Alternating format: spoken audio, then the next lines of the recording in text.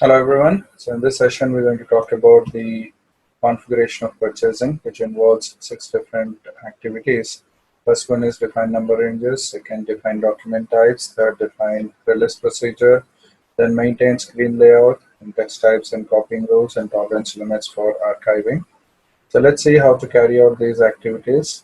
We go back to the IMG screen and we're going to carry out these activities for the purchase order. First step is to define the number ranges. Number ranges are used for specifying or assigning the numbers to each of the document.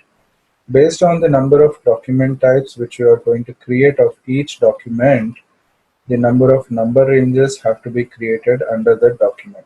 So for purchase order, I'm going to, for your practice, I'm just going to create one document type. So I need to create one new number range interval.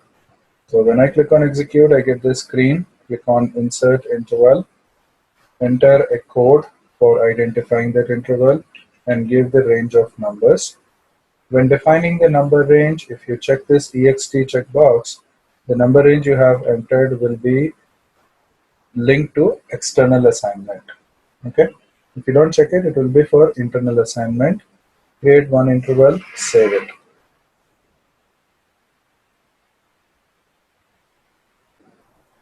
Once you're done, like this, you can create as many intervals. Go back. Next step would be to define document types.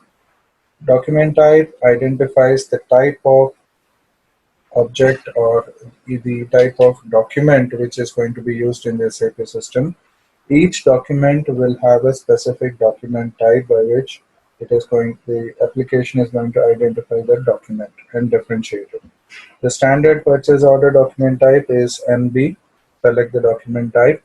Whether it's practice or in the real time, new document types are going to be created by copying the standard. So select the standard document type, click on copy as, enter a new 1 to 4 character code starting again with Y or Z and give a description. Item interval will identify the starting point of your item number series, that is your serial number. Number range for internal assignment, whatever you have created, assign the code here.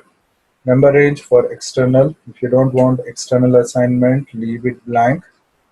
Press enter, click on copy all, and we are done creating the document type. Now for this document type, you can also specify the type of purchase activities which can be carried out. So select the document type, double click on allowed item category, and specify those processes which can be carried out using this document type. So using YVG1, I'm only going to allow normal purchase, consignment purchase, or purchases of services to be carried out. Okay. So like this, each document type, I can specify the item interval, the number range for whether internal or external assignment, and the allowed item category, specifying the type of purchase which can be carried out. Based on the requirement of the client, I can define as many document types as are required. Now for each document type, the release procedure is mandatory. Like I indicated earlier, whether it's the standard, whether it is a practice server or in the real time, purchase orders, the release procedure is mandatory. However, in certain practice systems like the one we are using right now, the release procedure may not be made mandatory. It would be made optional to allow the other components users to go ahead and create a purchase order and not worry about the release procedure. Now for each document type that we are going to use, I need to specifically create the procedure. When creating the procedure, I need to use the criteria based on which the document will be approved. So these criteria are called as characteristics. Since I'm going to use a combination of characteristics, I need to group those characteristics together. So the class is going to be used for grouping these characteristics. When I'm creating the characteristics, I need to link them to the database table and field from where the system will fetch the value to check for the validity of that particular approval strategy.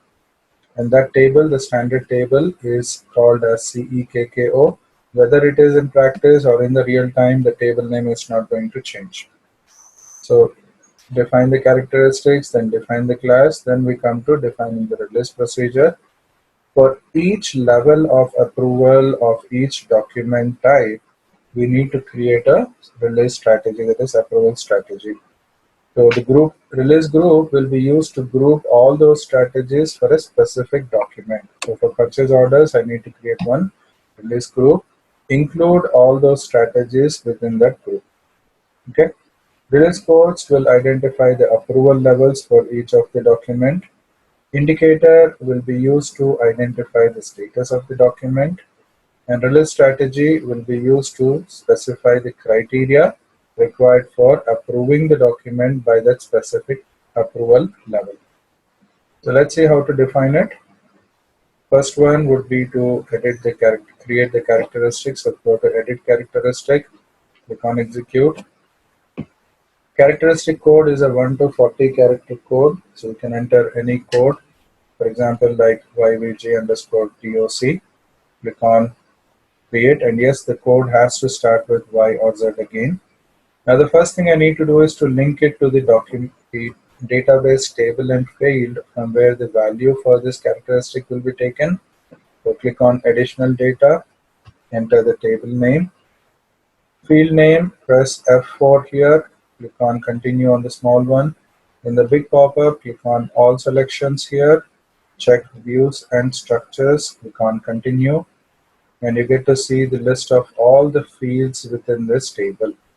Now the field that we are looking for, there are two fields that we're going to look for.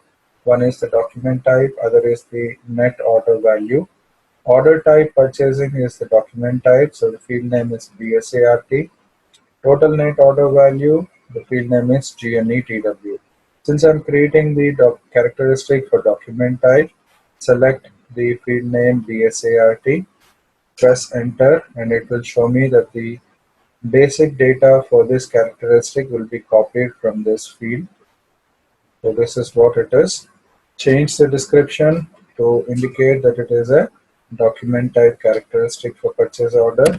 Don't change anything else here, but select multiple values in the value assignment. Press enter. Click on the values tab and enter the names of all the document types that you are going to check for approval and give a description. So VG01 and stock transport order. Click on save. Done. Likewise, create the second characteristic, which is value, net value. So you can use the same thing and just click on create, additional data, CEKKO, GNETW. Change the description, VG01, value characteristic. Enter the currency. Select multiple values and check interval values allowed. Now the interval values allowed will be checked in case you have a range of values to check for a specific level. Click on the values tab and enter all the values that you're going to check for each level. So 50,000 to 100,000 and greater than 100,000, less than 30,000, 30,000 to, let's say, 75,000 and greater than 75,000 and less than 10. Since I have three document types I'm going to use, I have to maintain the values for each of these document types. For the standard purchase orders, I'm going to use 3 levels of approval, and for stock transport order, I'm going to use only 1 level of approval. These values and the variables will be given to us by the client in the real time. For practice, I'm just using random values. Once you have created the characteristics, now I need to create a class. So go to edit class, click on execute, enter a code to identify the class. Again, the class code is a 1 to 20 character code. You can enter any code starting with Y or Z. Class type has to be specified to indicate for what purpose the grouping is going to be carried out.